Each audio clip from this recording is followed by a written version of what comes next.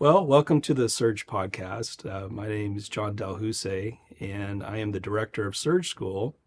And we're introducing a new curriculum called Ardor.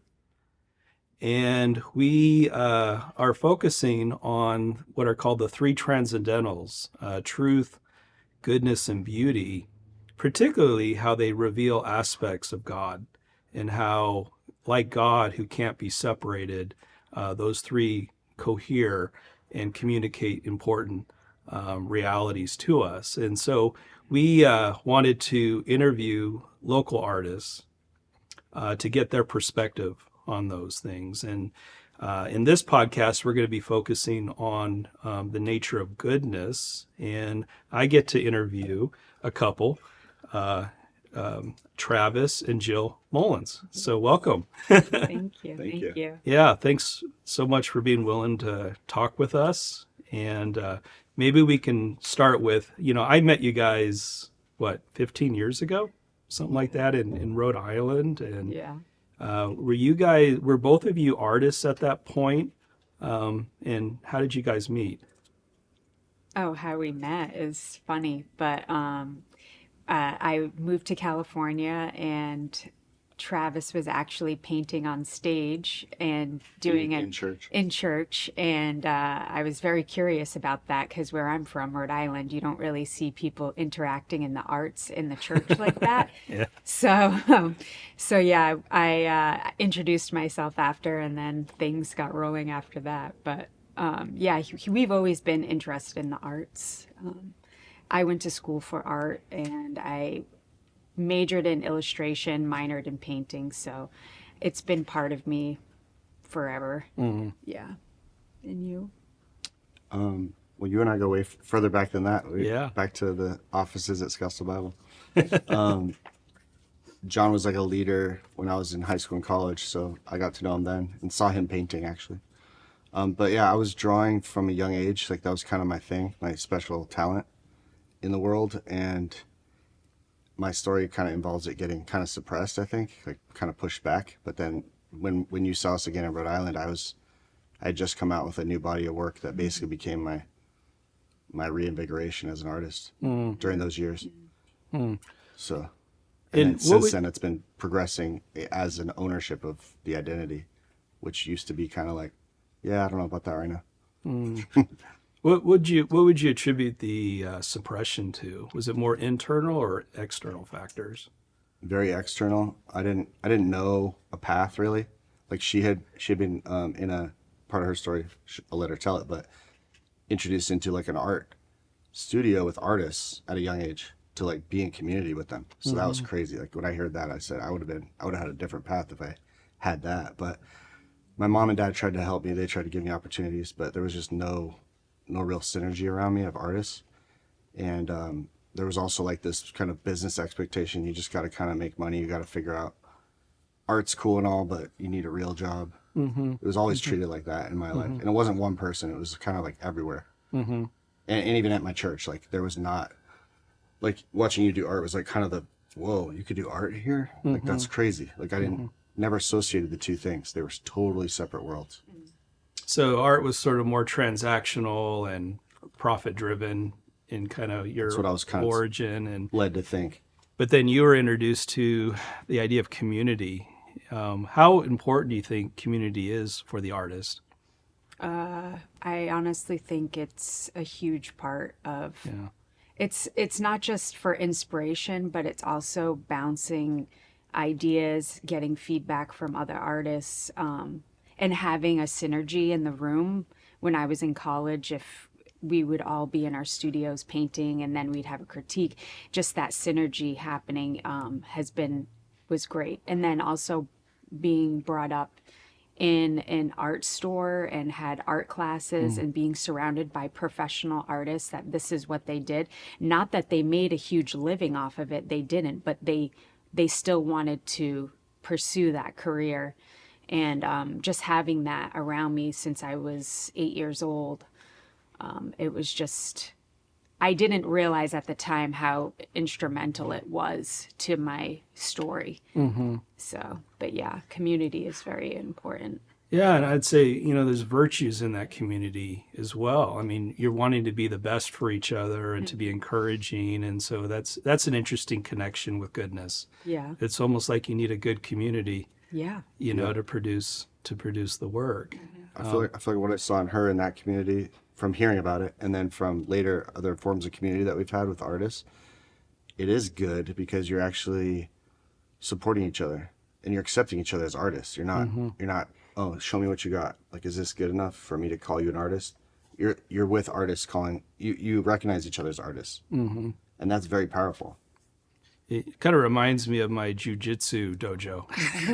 I'm terrible at it, but I have this community that's just support, and we're all like bringing our best selves to the Right. mat, They accept you as in it. You're in they it. accept you, right? Yeah, you're in, and it's not even really, it's not even competitive, it's just, yeah, you have others that want to see you be able to grow and express, and yeah, it's a And they beautiful also thing. challenge. Because there is that skill and the expertise, and Yeah. to have folks a little farther along in those things, Yeah. it's beautiful. Well, we're talking a little bit about goodness in relationship to God and to art, and one of the concepts in the curriculum is symbiotic mutuality, which we see in nature everywhere. Nature are these ecosystems where you have these native species, and it really is remarkable, like how every species benefits from the ecosystem, but also contributes to the ecosystem. There's no cancer in nature, no exploitation, and like I didn't even know this, but like I always kind of despised mosquitoes. Yeah. But then I found out that mosquitoes actually pollinate flowers, So every aspect of an ecosystem is fitting, and there's an aspect of that in art as well. Maybe we'll start with you, Jyll, and then jump in and share. But Jyll, how do you intentionally use complementary relationships? Like the complementary colors and so on, but how do you use complementary relationships and color, composition, themes, or media to create a sense of harmony, balance, or even goodness in your art? I think it's kind of all woven together for me personally. Part of my story, and then also the creative act of doing the actual process helps me to kind of balance all of that together. Yeah. You can jump to like how you deal with colors and how do you decide harmonious colors, because you come up with stuff that I'm like, I don't even know. Is that just from experience? There's part of that is experience, but also there's just a subconscious, I feel like, when you're in the flow, and you're feeling really in tune, that it's just part of what's coming out. But yeah, obviously playing with color, playing with different shapes and ideas, working that all together. How do you know when a work is complete? Yeah. In that sense of balance, Yeah. right? Where you have the right amount of color and all of that. It's really hard to explain that, I feel like. I mean, for me personally, because my work is a little bit more abstract. It is, yeah. So it can be, it's just, I feel like for me, it's a feeling of, okay, I feel like this is finished. There's nothing else I can do to make this better in my perspective. That's not necessarily true in like a later, if I look at something later, I said, oh, I could probably, like if a couple years go by and I look at an older piece, I'm like, oh, I could done this, or it can change and flow. But yeah, I feel like, I I don't know. Because you're always changing, you know, so that's interesting. So it almost sounds like it's a subjective experience where in that moment it's complete. Yeah. For you as you're taking in your work, time goes by, Yeah. and all of a sudden you're in a different state, you know, a couple of years Yeah. later. Or it looks more amateur. If I look at something from 10 years ago, I said, oh, this is like so childlike compared to what I feel like I'm doing now, or different seasons. So, but yeah. And this may be an abstract question, but what is the feeling like when you have a sense of this is done? I'm ready to sign it and frame it now. Yeah, move on. Yeah. The feeling. Do you have any ceremony or like any ritual when you finish a work? Yeah, I probably show it to Travis. It's like, oh, hey, what do you think of this? Right? Yeah. I was gonna say, Do you think it's finished? Sometimes I even ask him, like, You because asked me to that's look part at of the community of it, you know, is like Yeah. asking and getting feedback from others. So, I'll say like this area needs something else. It's Yeah. not that interesting or something like that, and she'll consider that. She may or may not yeah. rework it, And and vice Travis, versa. Yeah. and Travis, what would you add about your own work, your own art, in that regard? As far as like harmony and colors, one thing I really focus on is composition, which is an interesting relationship to like goodness, because composition is what is there and how is it arranged. So when I might be doing one subject like a bison or an elk, and it's like could be 20 different paintings depending on where I put it in the frame. And that's a really interesting process. Like I generally use thirds. There's some goodness to thirds that God made in the human eye, and we feel good about thirds for some reason, which is interesting. I generally use that as my main thing, and then I use a lot of white and black. Like, And what do you mean by thirds? Just, I'm sure Dividing. some of our listeners yeah. may not know what that means. in photography and art, framing a square or a rectangle into thirds, like dividing in three ways, vertically and horizontally, creates a grid.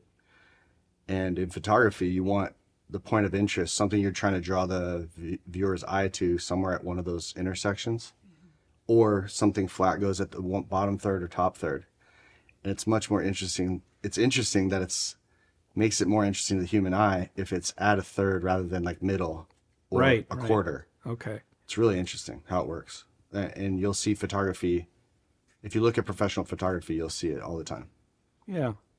So what I'm hearing you say is, I mean, there's two aspects in composition. There's the thing itself, but then there's also like the context, or what was the word you used? The Placement in the image. placement. Yeah. It also creates negative space, which is another interesting concept with that Yeah. goodness. Yeah. How would you explain negative space? It's all the space around the subject. So if you put something in a frame where it's creating just a center U, that's one thing. But if you offset that, and it creates like a different negative space, like a totally different shape. So negative space is like the shape created by the non-subject. It almost sounds like a yin yang balance. Yeah, it's a very yin yang balance thing, in itself. and it can be color too involved. Yeah, I know like phenomenologists, that philosophical school, they talk about how you can only foreground or emphasize something by also absence. You know, and so it sounds like that negative space is making like an essential contribution to the composition. And in theology, sometimes we'll talk about, like, you know, studying nature, we'll talk about the fittingness of ecosystems. You know, it's almost an indescribable aspect, but it's not just that God created everything, but there's also an arrangement and an ordering of things that is beautiful and is meant to reveal something about him. And it's interesting how there's a certain like, just there's a reality to it, and when it's violated, an artist will not be content. You know what I mean? Like it's almost like artists pick up on just the fact that there are these sort of essential balancing aspects to reality that we have to respect. They're similar concepts to like natural law or common grace. Very much in so, yeah. in the art, in the composition, and complementary colors and all that. They're all kind of natural laws. Yeah. Beautiful. Yeah. Well, in the curriculum, we talk a little bit about Plato, and he distinguished between intrinsic goodness and instrumental goodness. And intrinsic goodness is our disposition towards the subject that we're wanting to depict, right? And that would be a whole interesting conversation about, do artists need to have a pure heart and a love towards the thing that they're, wanting to represent, or maybe it's more of an antagonistic relationship with their subject or whatever. But intrinsic goodness is an expression of will contributing to flourishing, and instrumental goodness is actually activation. It's fulfilling a purpose for the common good. So I guess it's about the disposition of the artist and then your product, or what you create. In what ways, and Travis, we'll start with you with this, in what ways does your art possess intrinsic goodness as a reflection of your will and agency for flourishing? And in what ways does it serve an instrumental goodness by fulfilling a purpose or function for an audience or the common good? I would have never thought of this going into it, but it was more after the fact what I found out about my art. So when I did this whole series of like wildlife in stark, like snowy backgrounds, which became like my own. I didn't know where it was coming from. I just wanted to paint these, but then it turned into like I realized I longed for that. Like I longed for this stark landscape, like this wild, cold, distant place. Like I want to be somewhere where it's like untouched, pristine, primitive and primal became to the forefront through that series. That I realized like that's what I'm feeling from it, and it came also through one of my audience members who like bought a couple of those paintings. He told me those words: stark, primitive, and primal. So you were touching into an archetype, a deep resonance that you weren't even conscious of as an artist. Yeah, but then I didn't also, know why I was doing it. Yeah, fascinating. Yeah, it was really interesting. Once he said the word primal and primitive, I was like, yes, that's what I'm feeling. That's what I'm like longing for in these paintings, which is totally unconscious up front. Mm-hmm. So I think there's an intrinsic thing there happening where it's like my own longing and the goodness of creation, and then there's like the what's the other word? Instrumental. I think that it ended up playing out for this guy. I'm talking about one guy who told me good feedback on it, that he said it showed him something real about the world that's dangerous, but also just real and good, like wolves and elk, and the natural world can be violent, but it's also beautiful and good. That's what he told me. And I was like, you kind of just like gave me my whole artist statement. I was going to say, like, that's just a beautiful definition right there. Yeah. Absolutely. So it gave something to him. Yeah. So that's the instrumental aspect I'm understanding. Yeah. And really it was using your skill, to invite him into, it wouldn't have to be the same experience. You didn't have an agenda with it, but but you used your skill and you produced this work, and now he was drawn in, right? And presumably he's not a professional artist, and so I would call it vision too, because that's one of my critiques on a lot of art. People can be highly skilled and just have no vision. Yeah, and vice versa. Somebody can have very low skill and very high vision, and it's actually more impressive than high skill, no vision. Well, the sad reality is if it's about skill, AI is going to take over. Where no, it's really the artist's point of view. I think the unique point of view of the artist is what draws people, to be able to, purchase their work and so on. Thank you. That's beautiful. Yeah. Jyll, would you add anything to that? How does it play out with your work? Like how you go into it and what comes out to the audience and even to yourself? Yeah. I would say for me, it's more of ritual and the act, and consistency, and then how the audience portrays it is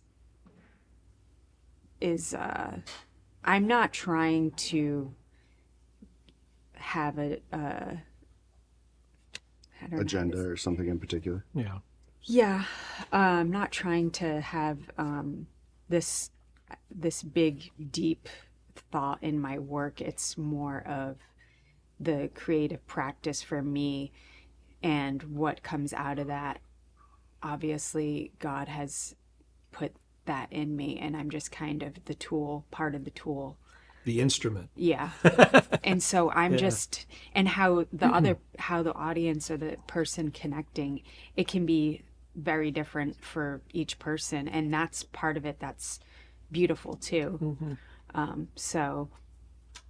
Do you feel more as a creator or an instrument when you're doing your art? I think it ebb and flows. I can feel both of those things at certain times or kind of together too. But yeah, I do feel lately it's more of like a practice. Like I've been doing a sketchbook practice for the last year very consistently, and just doing it has been instrumental of what can come out of that. And also I'm not going in with like an agenda, but something can come out of that, which has been really fun and kind of freeing to do in the last year. But does that make sense? It does. Your language of practice reminds me actually of monasticism a little bit. And, the monks, operated by ora et labora, prayer and work. And so their life had this rhythm where they were directing their attention to God, but then they were also creating out of that. And so there's that when you use the word practice, it almost sounds like you're making beer with the monks and those sorts of things, which is beautiful because monasticism actually started with lay Christians in the 3rd century. Just wanting to have spirit-led lives, and to have that freedom to love and to create. Yeah. Yeah. That's beautiful. Yeah. Well, we have time maybe for one more question. In the class, we talk a little bit about disordered passions, and St. Augustine, talks a lot about that, and it's probably unavoidable when we're talking about goodness. It kind of draws us into, reflection on evil and sin and that sort of thing.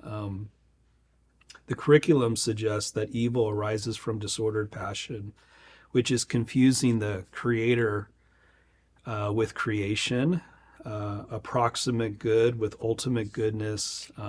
Essentially, it's about idolatry. And so, and this is to either of you, just jump in. In your creative process, how do you guard against making the act or the product of your art a proximate good or an idol, ensuring your work points toward ultimate goodness or a higher truth? I guess it would be how, or maybe it's not even something you worry about, but how do you allow your artwork to be more like a window pointing to something than just an end in itself? I mean, there's a lot of ways you can go with that, but one thing Jyll and I have noticed is that a lot of artists are pretty narcissistic, like all about themselves. Yeah. And so like the idolatry of self and thinking their stuff is the greatest. So just kind of like that, I don't know about the work itself becoming an idol or, taking ultimate, but just the idea of self, like thinking in the terms of being an artist, how much you can idolatrize yourself. Yeah. We've talked about that a lot because it's almost an indulgence to art. Yeah, well, like they a almost, self-indulgence. yeah, they think that they have to be like that, Yeah. Yeah. And Jill's like, does not promote herself. I have to like help her promote herself, and it's the opposite of that. The opposite of like, look at me, I'm an artist. Like,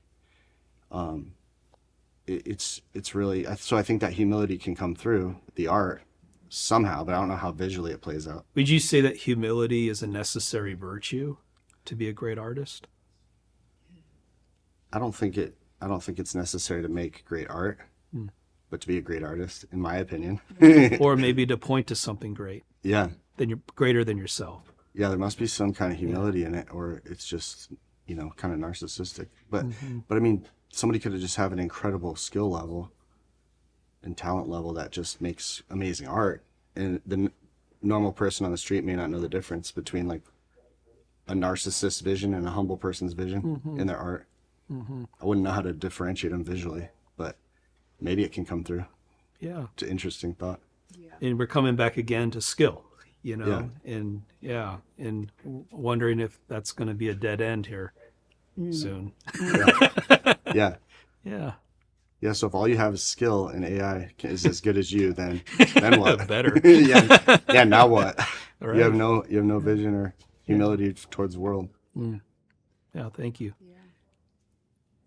I think, and this might be a little bit of a side note, but I do feel when I learn more, if I'm like, I really love this person's art, and then I want to learn more about the artist, some of that can change either into like, wow, I really respect this artist, or it could be like, I don't know if I'm. It really changes the way you see their work, doesn't Yes. it? I think of Gauguin, for example, and I love Van Gogh, but Gauguin was an interesting guy. And when I learned about how he exploited women and sexually abused women, it really changed The perspective. honestly, I have a hard time looking at his artwork of young women.